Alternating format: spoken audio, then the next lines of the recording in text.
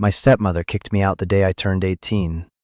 She said I inherited a worthless carriage house, and what I found inside didn't just save me, it taught me what the word home really means. If you've ever felt lost, or like you didn't have a place in the world, this story is for you.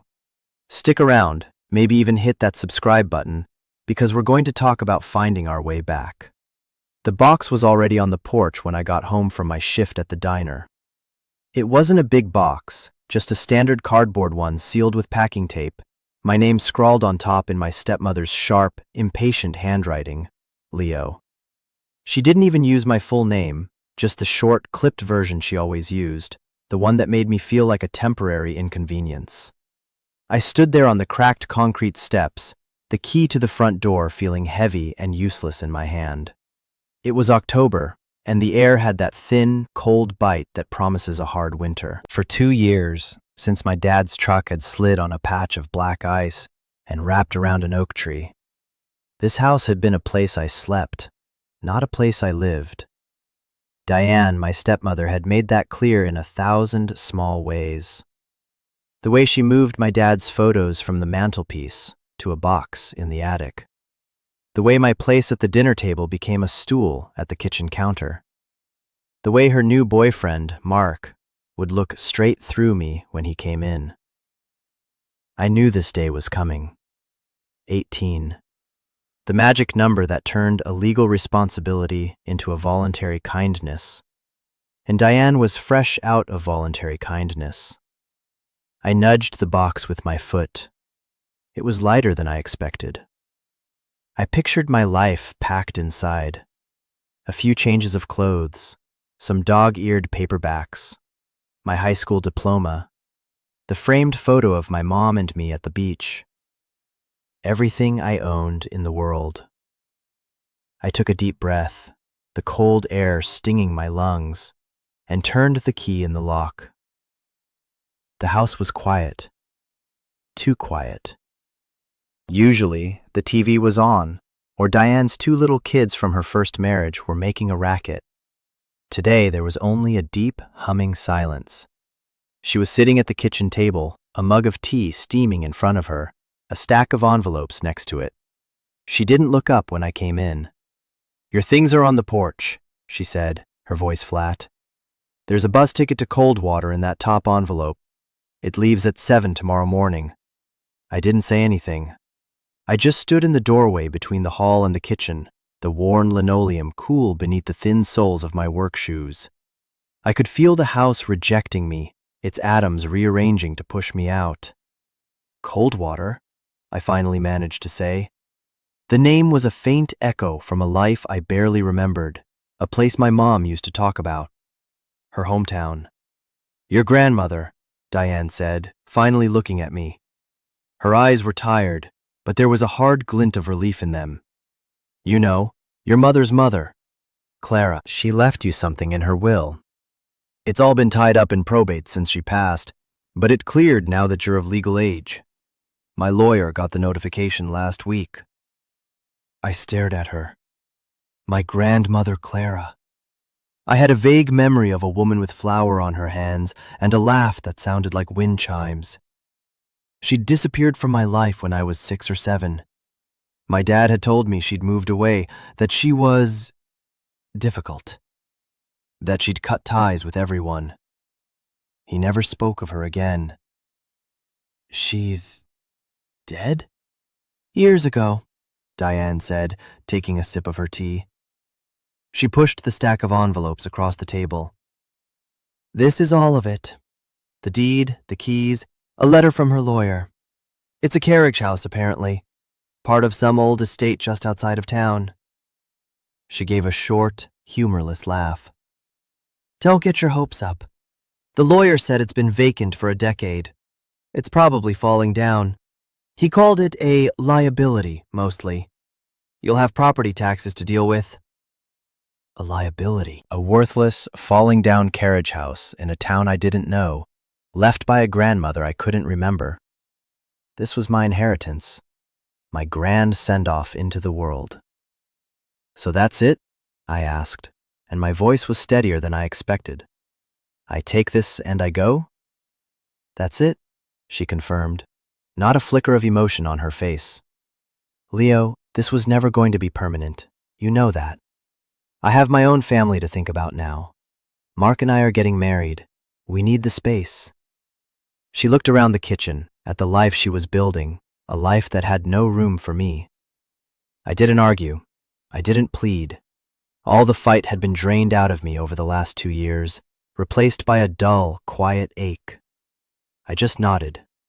I walked over to the table, my footsteps unnaturally loud in the silence, and picked up the thick manila envelope.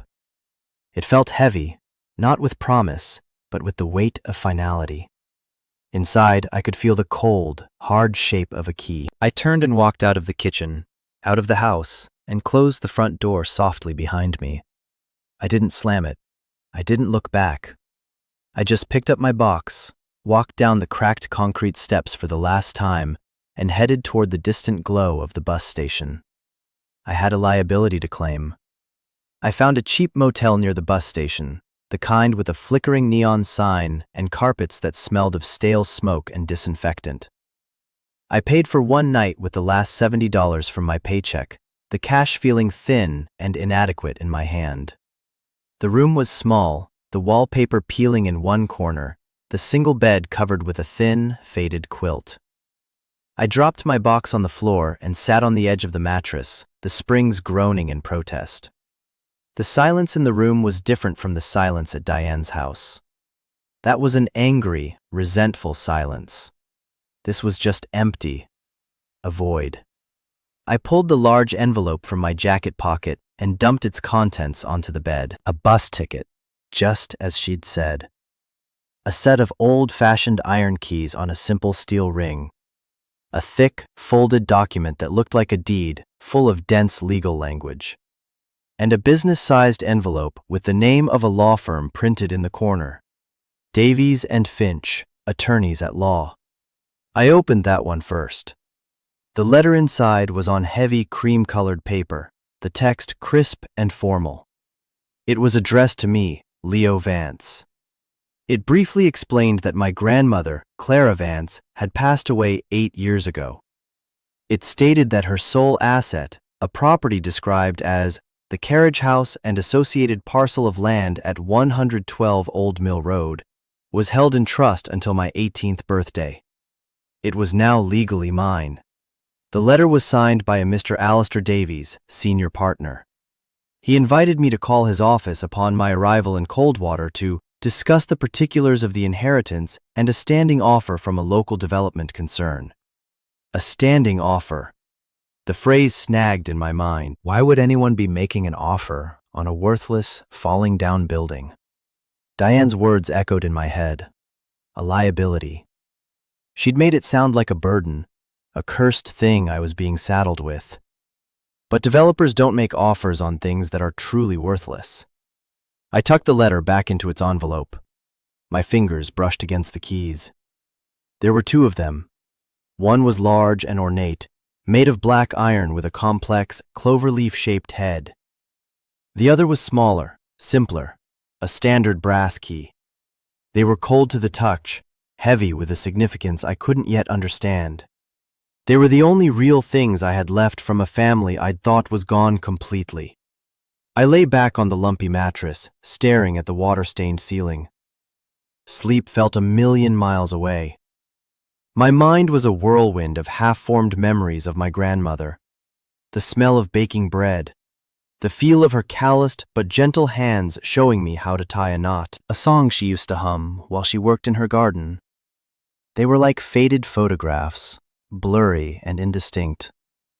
Why did she leave? Why did my dad say she was difficult? Why did she leave me this one specific thing? And why did she structure it so I couldn't have it until I was an adult and alone? It felt less like a gift and more like a riddle, or a test. The next morning, I was at the bus station before the sun came up. The air was frigid and my breath plumed in front of me. I bought a coffee and a stale pastry from a vending machine and sat on a hard plastic bench, my box at my feet, the envelope with the keys tucked safely in my inside jacket pocket. I was the only person waiting for the 7 a.m. bus to Coldwater. When it finally pulled in with a hiss of air brakes, it looked as tired and worn out as I felt. The journey was 5 hours through a landscape of flat, empty fields and skeletal trees. I watched the world go by, feeling like a ghost. I was leaving the only life I'd ever known, heading toward a complete unknown. It was terrifying. But underneath the fear, a tiny, unfamiliar feeling was starting to flicker. It wasn't hope, not yet. It was more like curiosity. For the first time in 2 years, I wasn't just waiting for the next bad thing to happen. I was moving towards something. I had a destination. I had a key. When the bus finally rumbled into Coldwater, the town looked exactly like its name. It was a small, quiet place nestled in a river valley, the buildings made of old brick and stone. The sky was a vast, unforgiving gray. A cold wind swept down the main street, carrying the scent of wood smoke and damp earth. I got off the bus with my box and stood on the sidewalk, feeling utterly out of place. I had no phone, no one to call. Just an address on a piece of paper and a lawyer's name. I found a payphone, a relic I was surprised still existed, and used my last few coins to call the office of Davies and Finch. A crisp, professional voice answered. "Mr. Davies is expecting you, Mr. Vance. Our office is on the corner of Main and Elm, 3rd floor." Mr. Davies's office was what you'd expect. Walls of dark wood, shelves filled with thick leather-bound books, a large desk that commanded the room. He was an older man, probably in his late 60s, with kind eyes and a weary but gentle smile. He stood up and shook my hand firmly. "Leo, I'm Alistair Davies. I was your grandmother's lawyer. And her friend." He gestured for me to sit. "I'm sorry about the circumstances of our meeting. Your stepmother's lawyer was abrupt." I just nodded, placing the envelope on his desk. "She said it's a liability." Mr. Davies picked up the envelope and tapped it gently on his desk. "Diane has a particular way of looking at the world," he said dryly. "To her, anything that doesn't produce immediate cash is a liability." Your grandmother, Clara, saw things differently. He leaned forward, his expression becoming more serious. "Leo, the carriage house is not worthless. It's old, yes, it's neglected, but it's on a very valuable piece of land. The old Millhouse estate borders the river. A developer, Northwood Properties, has been buying up all the parcels for the last 5 years. They want to build luxury condos. Your grandmother's property is the last holdout. It's a key piece of their puzzle." He paused, letting the information sink in. "They've made a standing offer. $400,000. I stared at him. The number didn't seem real. It was more money than I had ever imagined seeing in my life. $400,000. Enough to go anywhere, do anything. Enough to start a new life, a secure life. They want you to take the offer," Mr. Davies continued, his voice neutral. "They're prepared to close quickly. The money would be in your account within a week." He slid a glossy brochure across the desk. It showed a sleek, modern condominium complex with glass balconies overlooking a sparkling river. "River's Edge Estates," the text proclaimed. "Luxury living, naturally."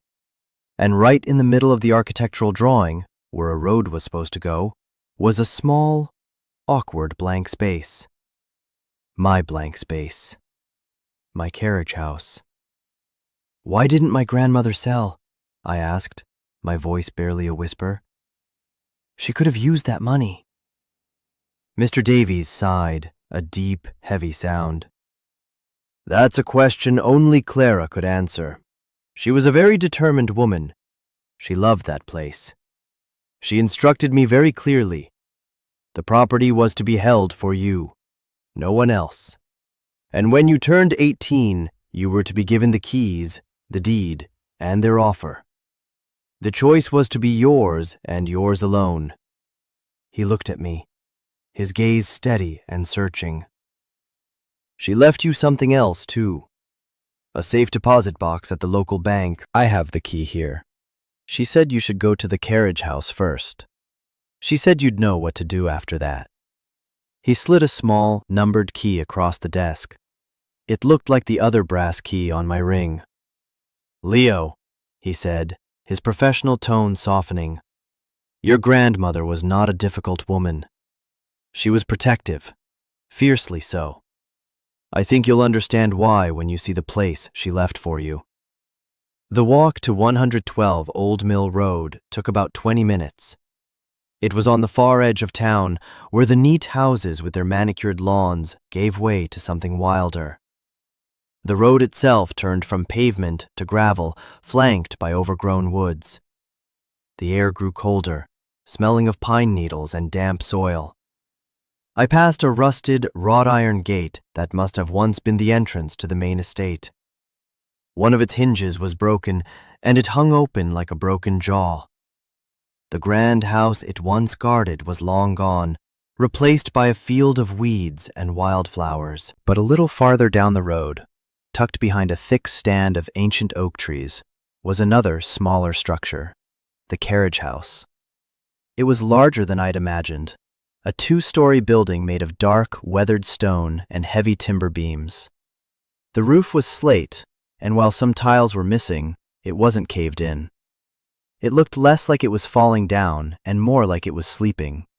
It was solid, enduring.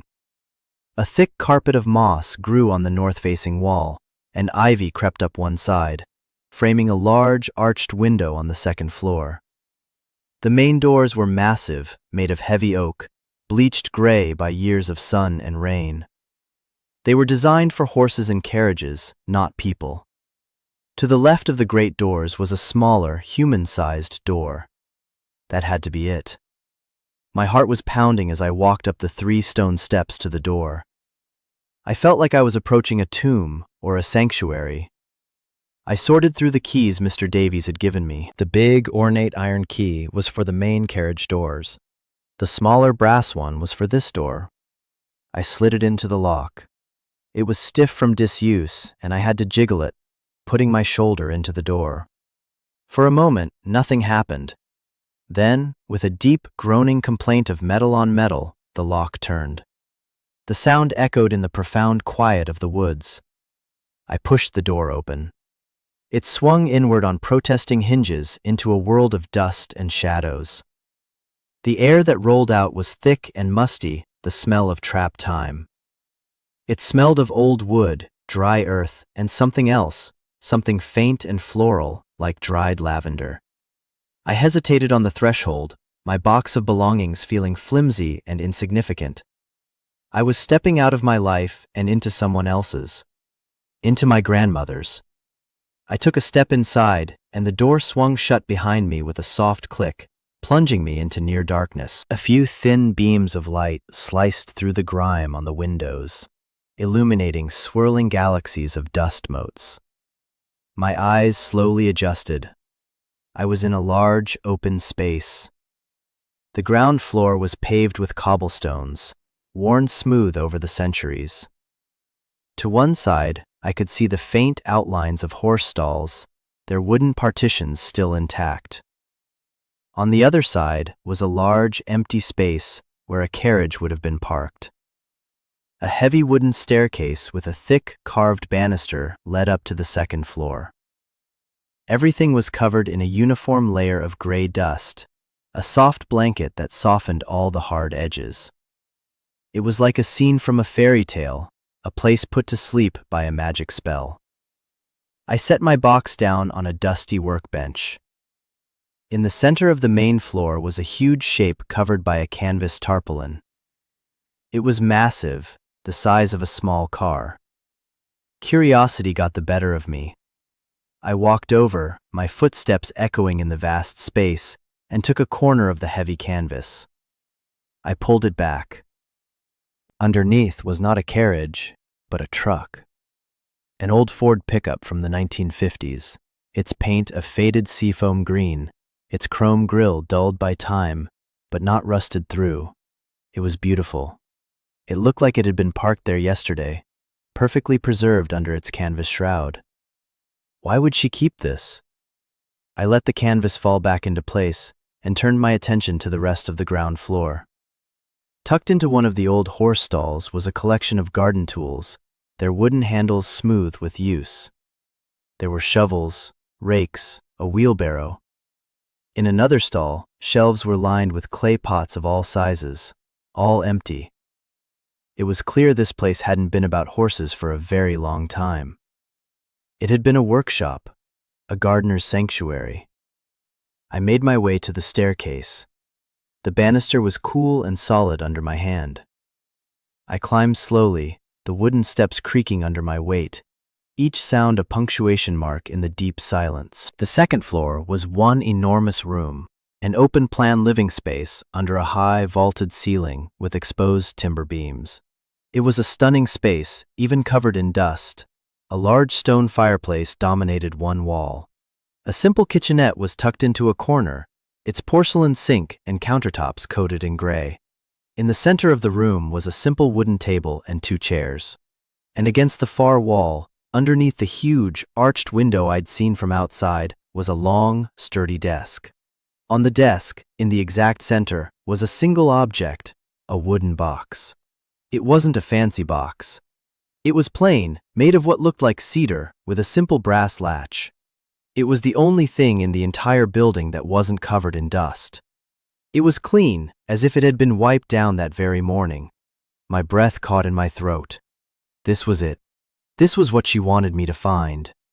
I walked across the room, the floorboards groaning a welcome. The light from the arched window fell directly on the box, illuminating it in the gloom.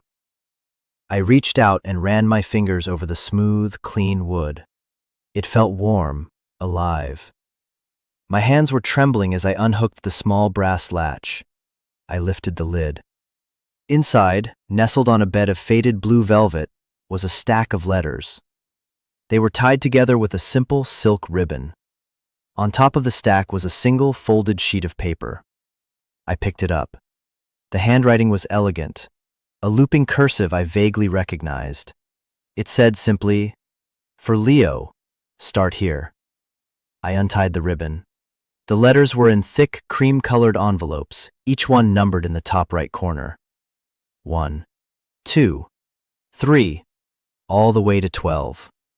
My heart was hammering against my ribs. This wasn't just a building, it was a story. Her story. And she had left it for me to read. I pulled out the first letter, my fingers fumbling with the seal. I sat down in the dusty chair at the desk, took a deep breath of the time-heavy air, and began to read. The paper was thick and soft, the ink a faded blue. Her handwriting was beautiful, but a little shaky, the loops and swirls full of character. I held it in the beam of light from the window and began to read her words, feeling as though she were whispering them directly into the silent room. "My dearest Leo," the letter began. "If you are reading this, it means you are 18. It means you are a man. And it means, I fear, that you are alone. I am so sorry for that. I am sorry for every hard day you have had to face without me, without your mother. Please, believe me when I say that not a day has gone by when I have not thought of you." I had to stop and take a breath. The directness of it, the immediate love, was a physical blow. I'd spent 2 years feeling like a ghost in my own life, and here was a voice from the past, from beyond the grave, seeing me more clearly than anyone had in years. I read on. "There are things you need to know. Things your father, in his grief and his pride, would never have been able to tell you. He was a good man, your father, but he was a simple man. He saw the world in black and white, and what happened with our family was anything but. Let me start with this place, this carriage house. This was my home. It was my parents' home before me. The main house on the estate, the mill house, belonged to a wealthy family who lost everything in the crash. My grandfather, A stonemason was their groundskeeper. They paid him in land instead of money, giving him this small parcel, this carriage house. It was all we ever had, but we made it a home. I was born in the room you're sitting in now. Your mother was, too. I looked around the vast, dusty space, trying to imagine it filled with life. A baby crying, a mother singing, the smell of cooking instead of the smell of dust. It seemed impossible. When your mother met your father, I was so happy for her. He loved her dearly. But he wanted to pull her into his world, a world of new things, of suburbs and mortgages. He didn't understand this place. He saw it as old, run down. He saw our life here as small. He didn't see the freedom in it, the independence. Your mother was torn. She loved him, but she loved this place too. It was her anchor. Then you were born. And you, my sweet Leo, you were a joy. You had your mother's eyes and my stubborn chin. I remember holding you right here, by this window, and telling you that this place would always be here for you. A safe harbor. My own eyes were starting to burn. I could almost feel it, a phantom memory of being held, of looking out that very window at the green trees. Then your mother got sick. It was fast, and it was cruel. The doctors gave her a year. Your father fell apart. He couldn't accept it. He mortgaged their house to pay for experimental treatments, anything to give him a shred of hope. He drained his savings. He went into terrible debt. But nothing worked. When she was gone, all he had left was his grief and a mountain of bills. This was the part of the story I knew, but hearing it from her perspective made it raw and new. I remembered the hushed conversations, the endless stream of casseroles from neighbors, the way my dad seemed to shrink, to fold in on himself. He was going to lose everything, Leo. The house, his job, everything. He was going to have to declare bankruptcy. And that's when they came for him. The men he owed money to weren't from a bank. He'd gotten desperate. He'd borrowed from the wrong people. They were dangerous. They threatened him. And then they threatened you. The air in the room grew suddenly colder. The dust motes seemed to freeze in the air. I found out from a friend in town. They were watching your school. They knew your routine. They told your father that if he couldn't pay, they would take you as collateral. He was terrified. He didn't know what to do. He came to me for the first time in years. He came here, to this house, broken. He confessed everything. He wanted to sell this place. He said it was the only asset we had left. The developers were already sniffing around then, making offers. He said the money would pay off his debts and set you both up for a new life. He begged me to sell. And I said no. I stopped reading, my knuckles white as I gripped the letter. She said no? She could have saved them, paid off the debt, made them safe. Why would she refuse? It was exactly what my dad had said, that she was difficult, that she'd refuse to help. I know what you must be thinking, the letter continued, as if she could hear my thoughts across time. You must think I was cruel, selfish. Your father certainly did. He called me a monster. He said I was choosing a pile of stone and wood over my own grandson's safety. He left that night and never spoke to me again. He told everyone I had abandoned you. It was easier, I think, for him to believe that. But Leo, here is the truth. Selling this place wouldn't have saved you. It would have only postponed the danger. Those men, they don't just take their money and leave. They would have seen your father as a source, and they would have kept coming back. And the money would have put a target on your back for the rest of your life. I couldn't let that happen. I had to get you away from them, permanently. I had to make you disappear. So I made a different deal. Not with your father, but with them. I contacted them myself. I met them. I told them I would pay your father's debt, in cash, in full. On one condition. They leave your father and you alone. Forever. They were to forget you existed. They were to consider the debt paid and walk away. And I had a second condition. To ensure your safety, everyone had to believe I had abandoned my family. My reputation was the price of your freedom, Leo. I had to become the villain in your story so that you could have a chance to live it. I could barely see the words through the blur of my tears. It wasn't abandonment. It was a sacrifice, a shield. She hadn't been difficult. She had been a fortress. I sold off everything else I owned. My mother's jewelry, the parcel of land behind the woods. I emptied my accounts. I gathered every penny I had in the world. It was just enough. I paid them, and they kept their word. They vanished. But it left me with nothing. And it left me with a terrible choice. I couldn't come back into your life. The story had to be true. For you to be truly safe, I had to stay away. It was the hardest thing I have ever done. It broke my heart every single day. I left this property in a trust for you, with my lawyer, Alistair, as the executor. I knew the developers would keep trying to buy it. Their greed, I hoped, would inadvertently protect it. No one would bother a worthless old building with a big corporation trying to get it. I made it look dormant, abandoned. I hoped it would be enough to keep it safe until you were old enough to claim it, until you were old enough to understand. This place is not a liability, Leo. It is your sanctuary. It is the only thing of value I had left to give you. It is debt-free. It is owned outright. It is yours. No one can take it from you. There is more to tell you, more you need to find. But for now, just know this. You were never abandoned. You were protected. You were loved, fiercely. All my love, your grandmother, Clara.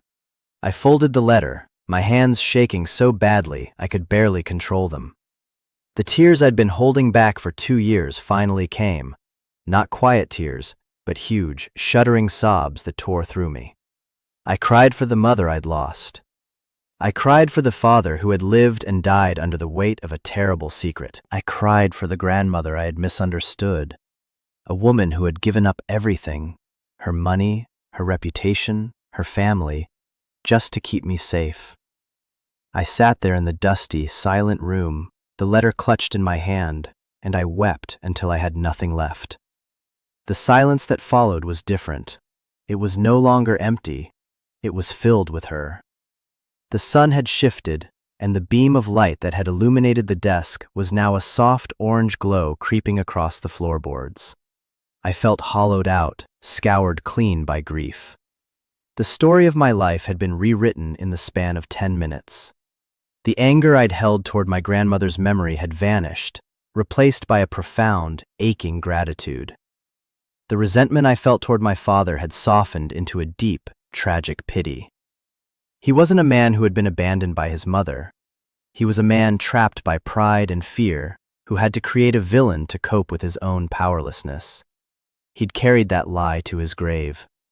And Diane, her casual cruelty suddenly made a different kind of sense. To her, I was just the final loose end of her husband's messy, debt-ridden past.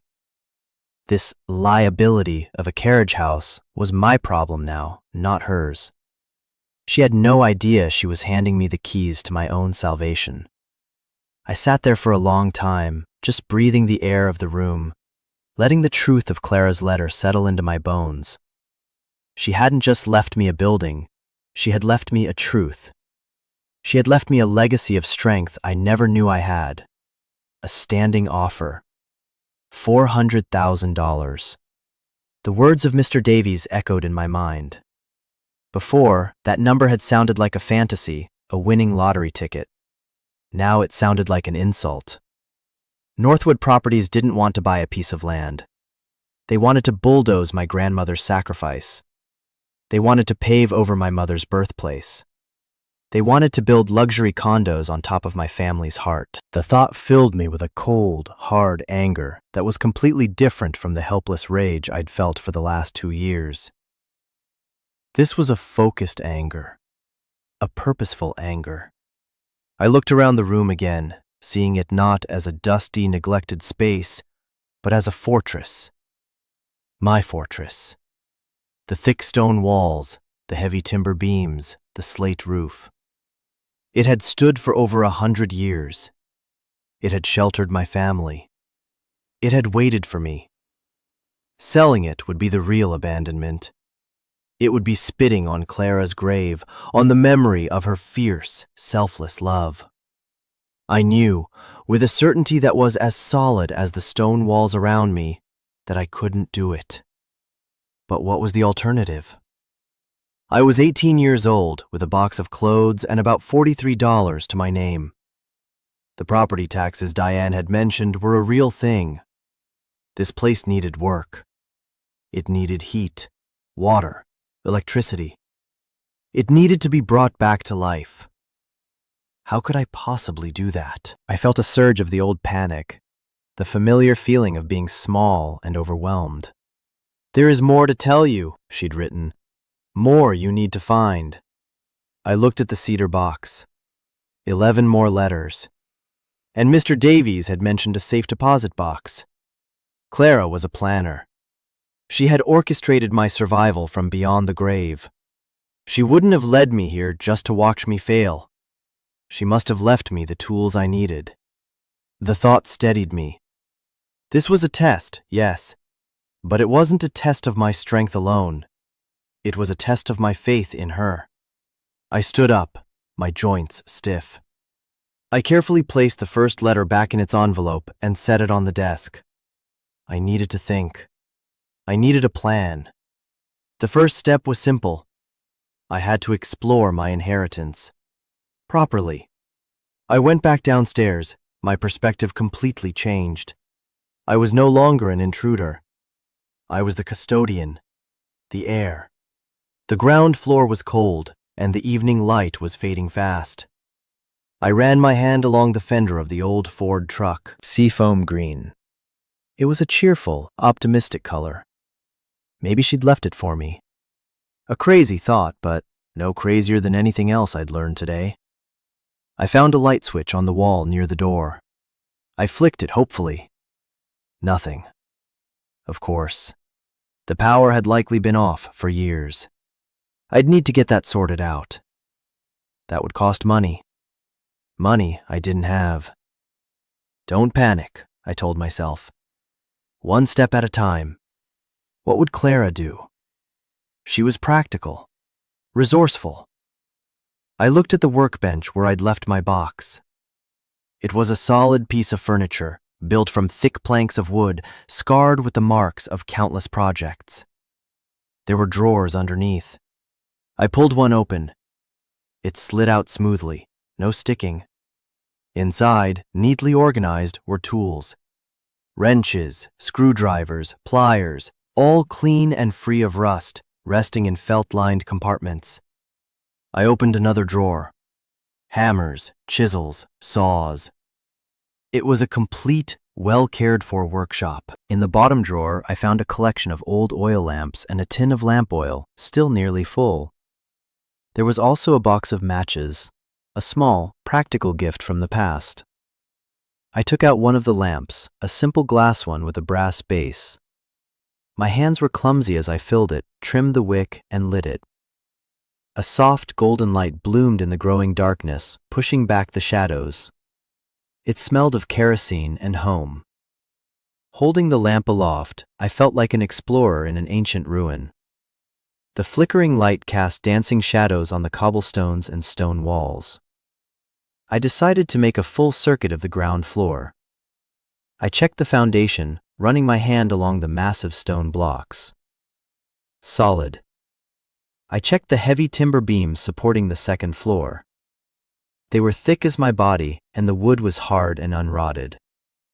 This place was built to last. When I got to the back of the carriage house, I found another door, smaller and heavier than the one at the front. It was bolted from the inside with a thick iron slide. I lifted the heavy bolt, the sound of metal scraping on metal echoing in the space. I pulled the door open and was met with a rush of cold night air. I stepped out into a small, walled-in courtyard. It was overgrown with weeds, but I could see the outlines of what had once been a magnificent garden. Stone-lined flower beds, a brick patio, and in the center, a stone bird bath, green with moss. Even in its neglected state, it was beautiful. It was peaceful. This must have been her sanctuary. I could picture her out here, her hands in the dirt, the sun on her back. This was the place she had fought to protect. I went back inside, bolted the door, and carried the lamp back upstairs. The single flame did little to illuminate the vast upper room, but it made the space feel more intimate, cozier. I wasn't ready to read the next letter, not yet. I needed to let the first one settle. I needed to just be here. I went back to the front of the house and looked out the small window beside the door. The woods were a wall of blackness. There were no streetlights out here, no neighbors, just the moon and the stars, which were beginning to appear in the clear, cold sky. I was completely, utterly alone. But for the first time in my life, I didn't feel lonely. I felt anchored. I had a place. I had a purpose. The choice was clear. There was no $400,000. There was only this house. My house. The first thing I had to do was survive the night. I didn't have a bed, but I had a roof over my head. I went back downstairs and grabbed the heavy canvas tarpaulin from the truck. It was dusty, but it was thick and warm. I carried it upstairs and laid it out on the floor near the cold fireplace. I retrieved my box of belongings and took out the only blanket I owned. I wrapped myself in it, using my jacket as a pillow. Lying on the hard floor, wrapped in a dusty tarp, with $43 in my pocket and no electricity or running water, I should have been terrified. But I wasn't. I felt a strange sense of peace. I was home. Before I drifted off to sleep, I made a silent promise to the woman who had saved me. "I'll fix it, Grandma," I whispered into the darkness. "I'll make you proud." The next morning, I woke up stiff and cold, but resolute. The first light was filtering through the grimy, arched window, painting the dusty air in shades of gray and pale yellow. My first priority was survival. I had a little cash, but it wouldn't last long. I needed a job, and I needed to get the utilities turned on. But before any of that, I had another stop to make: the safe deposit box. I folded the tarp neatly and put it back on the truck, patting the cool metal of the hood like it was a faithful old dog. I grabbed the small brass key Mr. Davies had given me, locked the carriage house door behind me, and started the walk back into town. The cold morning air felt good, clean. The world seemed sharper, more defined than it had yesterday. I felt a sense of purpose humming in my veins. The bank was a formidable stone building on Main Street, right across from the lawyer's office. I felt self-conscious walking in, my clothes rumpled from sleeping on the floor, my hair a mess. But the teller was polite, and when I explained I was there to access a safe deposit box left to me by Clara Vance, she led me to a quiet office where a friendly-faced manager named Mrs. Gable was waiting. She checked my ID, which I still had from my wallet, and compared my signature to the one on Clara's file. "Everything seems to be in order, Mr. Vance," she said with a warm smile. "Your grandmother was a lovely woman. We all miss her." She led me into the vault. The air was cool and still. It felt like walking into a sanctuary of secrets. She used her key and my key to open a small metal door, then slid out a long, narrow box and handed it to me. "You can use one of the private viewing rooms," she said, gesturing to a small, wood-paneled booth. I thanked her and carried the box into the room, closing the door behind me. It felt heavier than it should. I sat down and lifted the lid. My breath hitched. The box was filled with cash. Neat stacks of $100 bills, bundled with paper bands. I started pulling them out, my hands shaking. 1 stack, 2, 3. I counted them. There were 10 stacks, each with $5,000. $50,000. I just stared at it. It was an impossible amount of money. It was a lifeline. It was a miracle. It was Clara. Of course. She hadn't left me to fend for myself. She had provided. This was the money she'd saved after paying off my father's debt, the remnants of her liquidated life, saved and hidden away for me. Underneath the cash was a thick envelope. I opened it. Inside was a simple, hand-drawn map of the Carriage House property and another letter in her familiar script. "Leo," it began, "I hope this is enough to get you started. Use it wisely. Get the power and water turned on. Buy yourself some food and some warm clothes. The old truck in the garage runs. The keys are in the glove box and the title is with them. It was your grandfather's. He loved that truck. I saved it for you. The most important thing is the well. The map will show you where it is, behind the garden wall. The town water is fine, but our well water is clean and sweet, and more importantly, it's free. The pump will need to be serviced, but it's a simple mechanical pump built to last. Independence, Leo. That's the most valuable thing in the world. Don't ever be dependent on a system that can cut you off. Pay your property taxes first.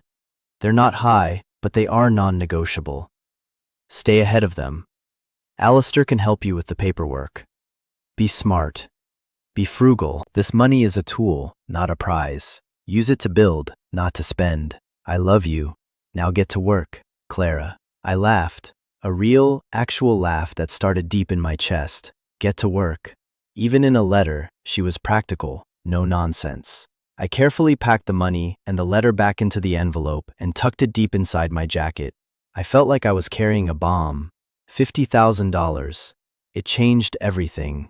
It wasn't just a dream anymore. I could actually do this. I walked out of the bank feeling 10 feet tall.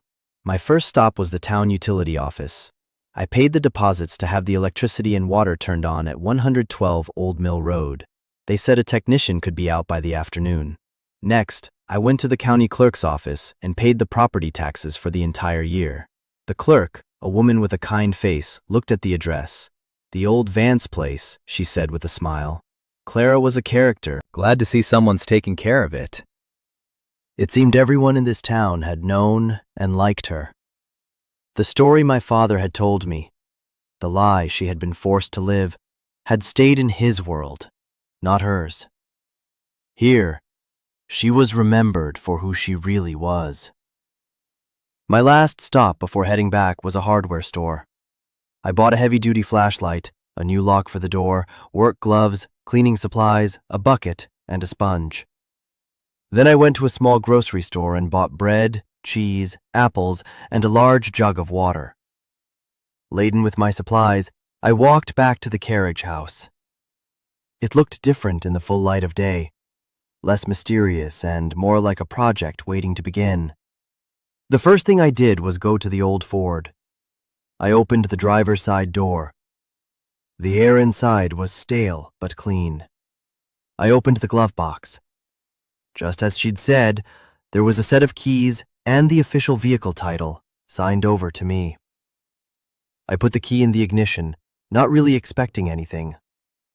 I turned it. The engine sputtered, coughed, and then, with a deep, rumbling roar, it came to life. It actually worked. I sat there, stunned, as the engine settled into a steady, powerful rhythm. My grandfather's truck. My truck. I spent the rest of the afternoon in a frenzy of activity. I swept the thickest layers of dust from the upstairs living area. I washed the windows, letting in streams of clear, bright light. The space was transformed. It was no longer a gloomy cavern, but a bright, airy loft with incredible potential. Late in the afternoon, the utility truck arrived. The technician was a young guy about my age named Sam. He was friendly and curious about the old place. He got the power on in less than an hour. When he flicked the main breaker, The lights I'd tried the night before flickered on, dim at first, then steady. The simple fact of electric light felt like a monumental victory. Sam helped me check the water. We turned the main valve, and after a series of groans and clanks from the pipes, water gushed from the tap in the upstairs sink. It was brown at first, full of rust and sediment, but after a few minutes, it ran clear. "You're all set," Sam said, wiping his hands on a rag. "This place is built like a fortress. Good bones." Good bones. That's what Clara had left me. That night, I didn't sleep on the floor. I read the second letter from the box. It was all about the garden. She described every plant she had ever grown, the cycle of the seasons, the joy of pulling food from the earth. It wasn't just a letter, it was a manual, a guide to living off the land she had left me. After I finished reading, I sat at the old wooden table, the room lit by a single bare bulb, and ate a simple meal of bread and cheese. It was the best meal I had ever eaten. I had a home. I had a plan. I had work to do. And for the first time, I had hope. A deep, solid, and unshakable hope. The days that followed fell into a rhythm. I woke up with the sun, my body aching from labor it wasn't used to, but my mind clear. I spent the mornings cleaning. I scrubbed floors, washed walls, and cleared out decades of accumulated junk from the old horse stalls.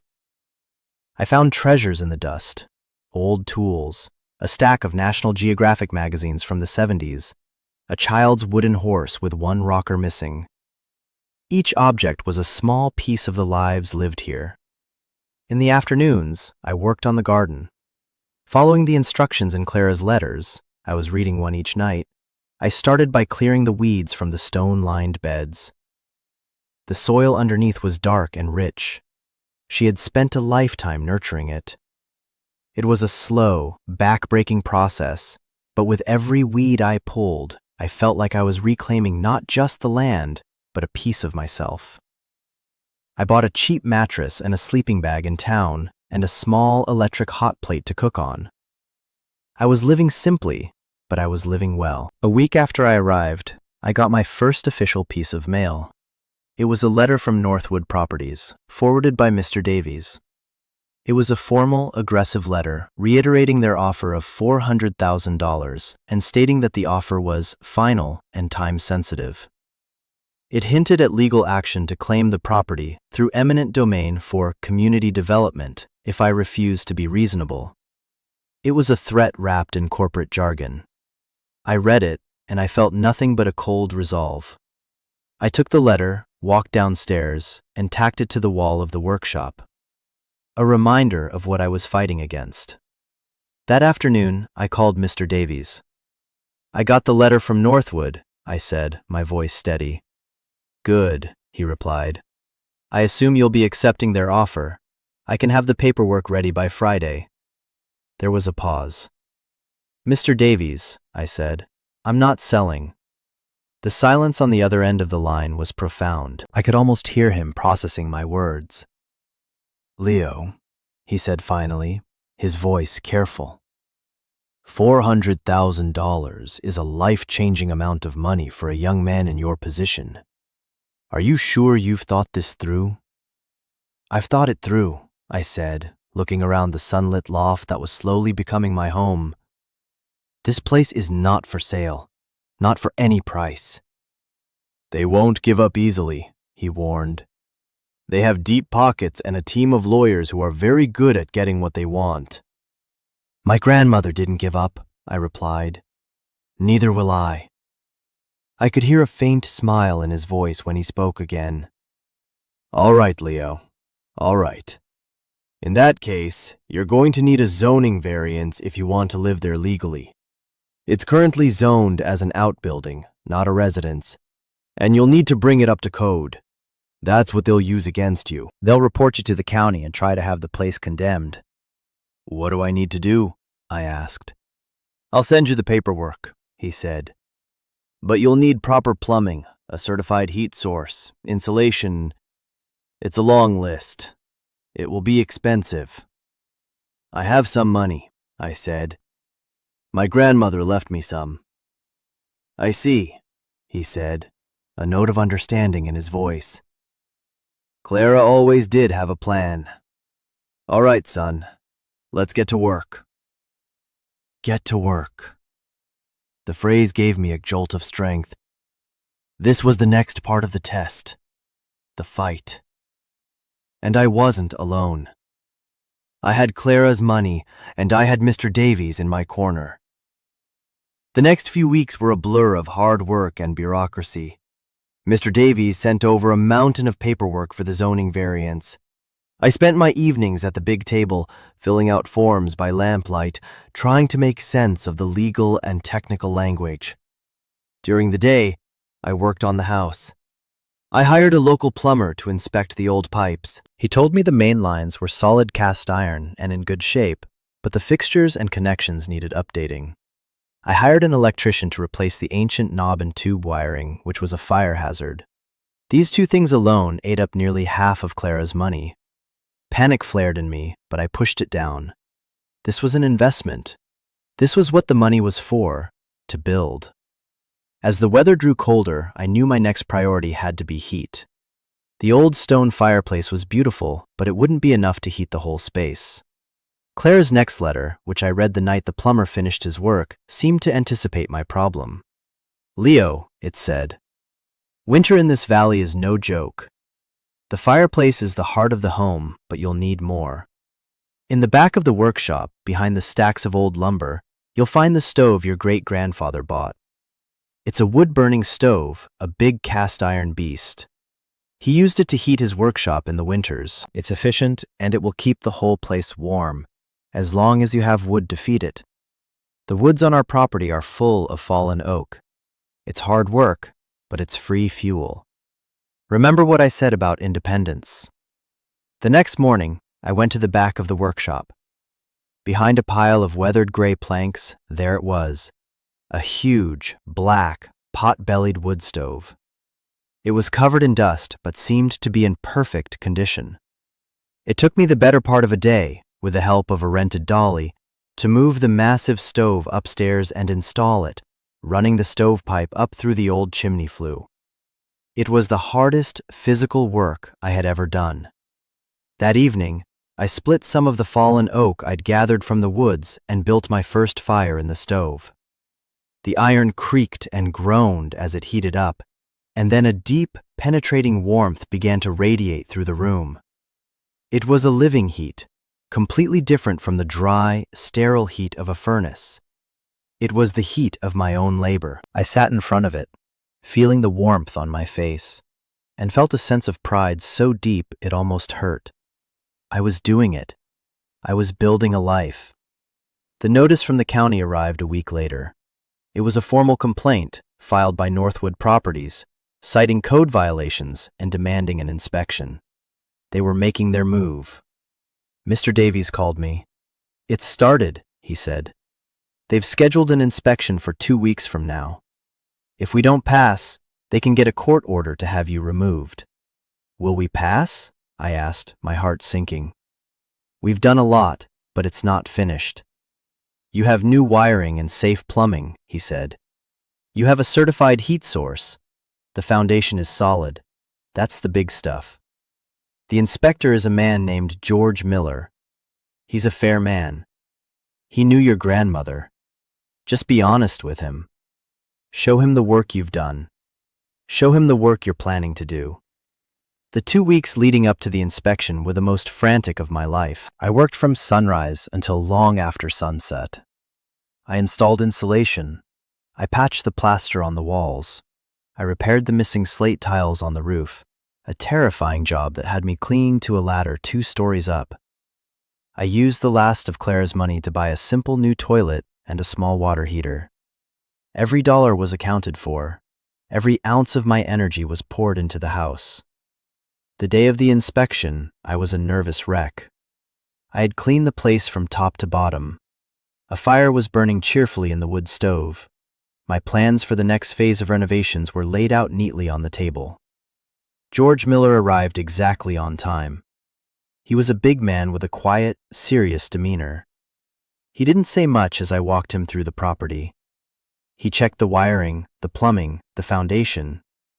He looked at the new roof tiles. He noted the insulation. He spent a long time looking at my plans on the table. Finally, he stood in the middle of the big room and looked around. "You've done a lot of work here, son," he said, his voice a low rumble. "I have a lot more to do," I said quickly. "I'm saving up for new windows, and I'm going to refinish the floors. I'm going to replant the garden in the spring." He nodded slowly. "Northwood is putting a lot of pressure on my office. They want this place condemned." My stomach clenched. "But it's not condemned," he continued, looking me straight in the eye. "It's a work in progress. It's a home. Clara would be proud of you." He took out his clipboard and made a few notes. "You'll get your certificate of occupancy next week," he said. "You passed." I couldn't speak. I just nodded, a huge wave of relief washing over me. He turned to leave, then paused at the door. "Just so you know," he said, a small smile touching his lips, "I'm rejecting Northwood's application for an eminent domain seizure. They claimed it was for a public access road, but I happen to know there's another, perfectly good access point, a quarter-mile down the river." They were lying. He tipped his hat and was gone. I had won. I had actually won. That night, I celebrated. I made a big pot of soup on the hot plate and sat in front of the wood stove, feeling the warmth and the victory. I had saved my home. I took out the cedar box. There was only one letter left.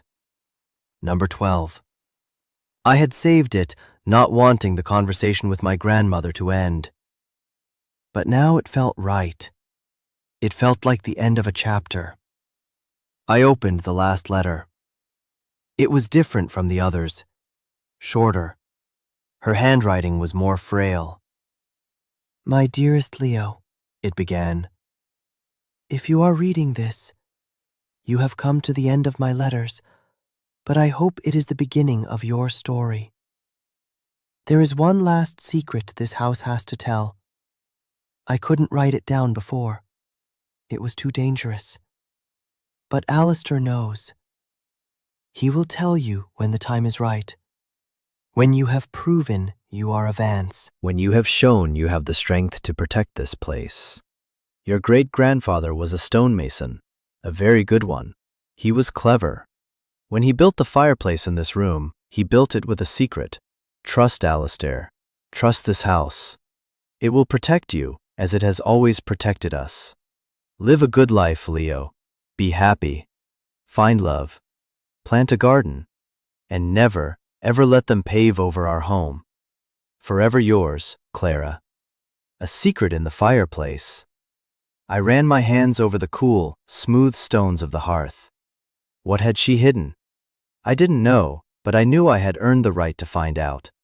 My fight wasn't over. Northwood Properties wouldn't give up. But now I knew I had one last card to play.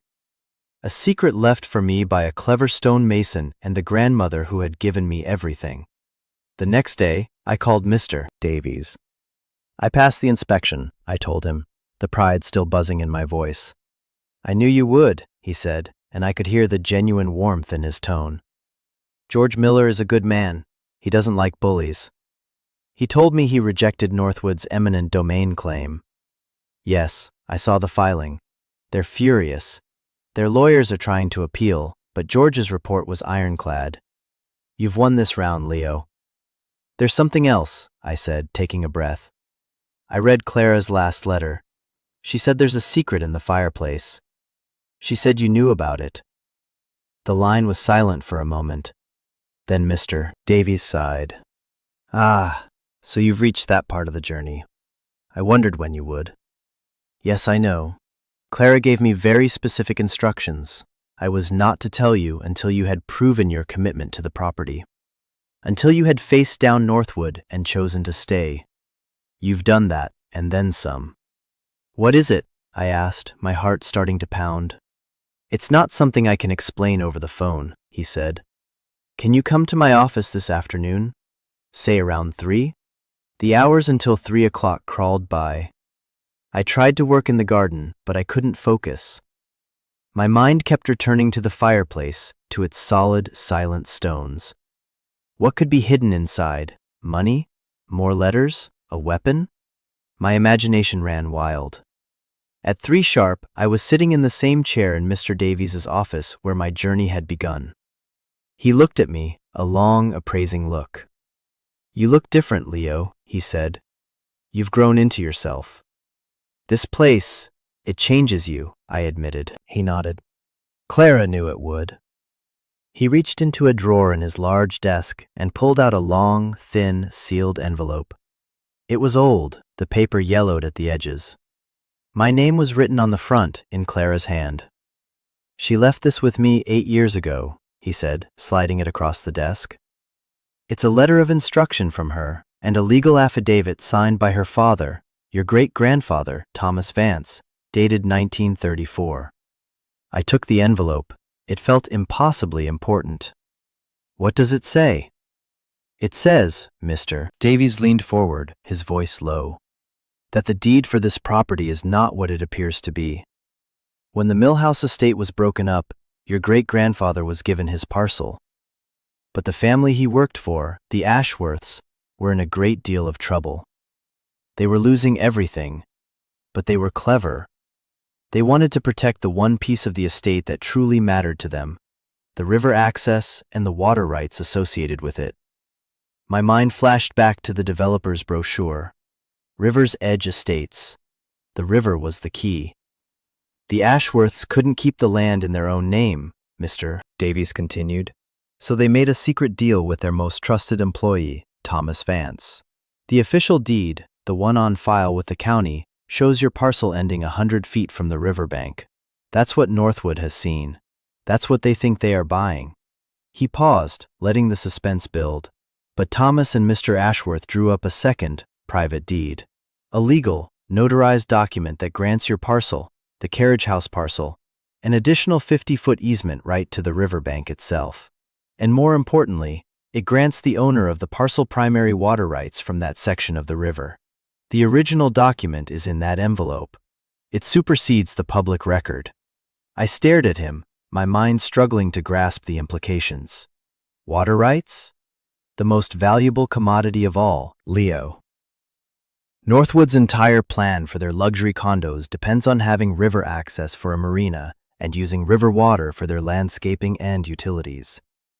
Their current plans show their main water intake valve located directly in the center of your easement. Without your permission, which comes with those water rights, their entire multi-million-dollar project is dead in the water. They can't build. I was speechless.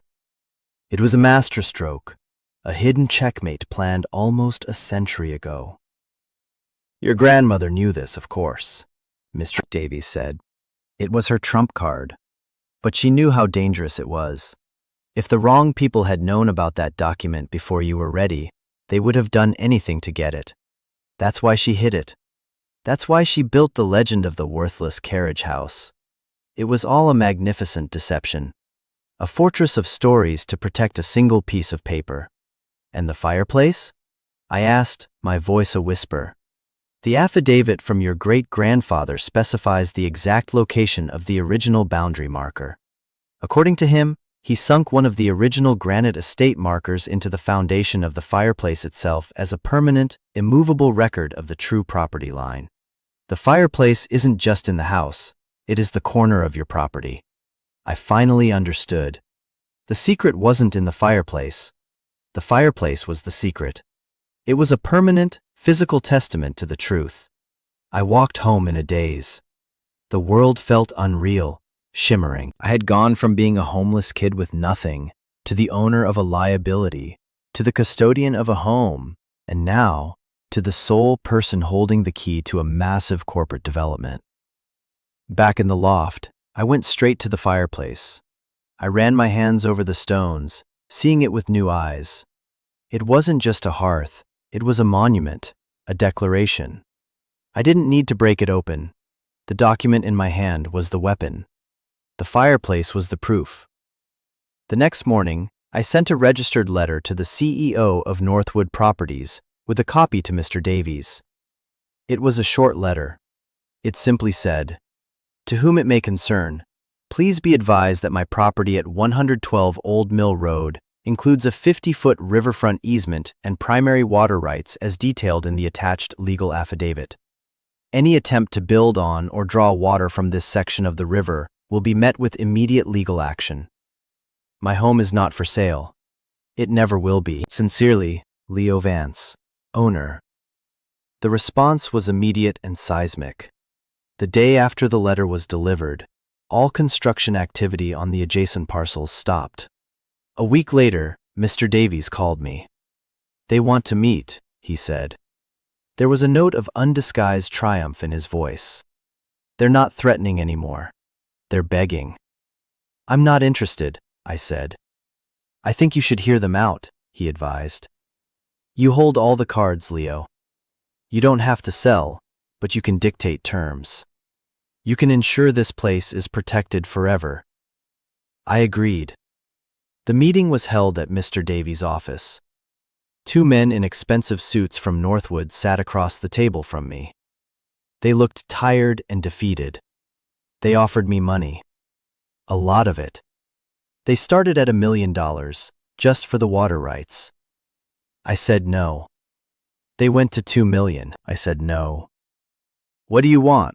the CEO finally asked, exasperated. "It's not for sale," I repeated calmly. "But I'll make you a deal.